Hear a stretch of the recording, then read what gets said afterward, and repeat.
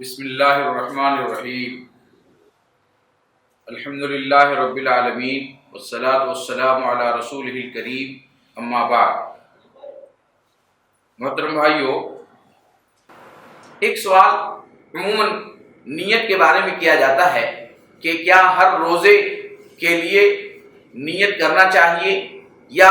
رمضان کے شروع میں ایک ہی بار نیت کر لینا کافی ہے۔ نیت کے سلسلے میں ہمیں یہ بات یاد رکھنا چاہیے کہ اسلام کے اندر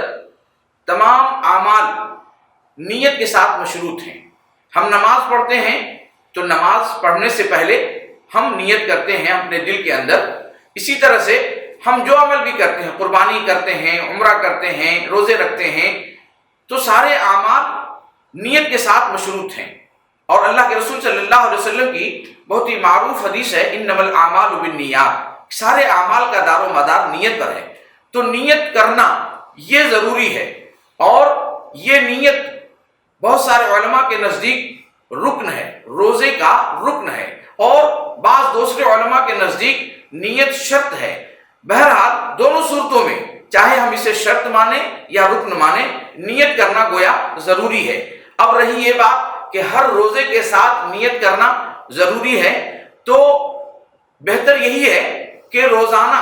ہم نیت کی تجدید کر لیا کریں، اور یہ نیت کی تجدید اس کے لیے کوئی الگ سے بہت اہتمام کرنے کی ضرورت نہیں ہے، یا کوئی قولی دعا کرنے کی ضرورت نہیں ہے کہ میں آج کے روزہ رکھنے کی نیت کرتا ہوں یا کرتی ہوں، ایسا کہنے کی بھی ضرورت نہیں ہے، چونکہ ہم سحری کا اہتمام کرتے ہیں، اور ہمارا سحری کے لیے اٹھنا یہ اپنے آپ میں خود ایک نیت ہے۔ تو جو مسلمان بھی سحری کی نیت سے اٹھا، ظاہر سی بات ہے وہ روزے کی نیت سے ہی سحری کھا رہا ہے، تو اسے الگ سے نیت کے الفاظ کہنا یا نیت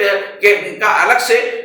کچھ اہتمام کرنا اس کے لیے الگ سے یہ ضروری نہیں ہے۔ البتہ یہ کہ ہم غفلت کے ساتھ روزے نہ رکھیں، اور اگر کوئی شخص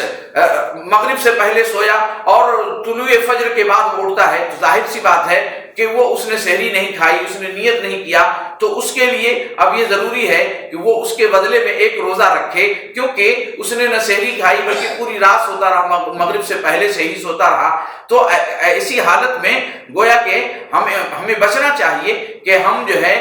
سحری ہماری نہ چھوٹے، اور اگر ہم سحری کا اہتمام کرتے ہیں، کھاتے ہیں، تو گویا ہمیں خود بخود جو ہے نیت کی توفیق ہو جاتی ہے۔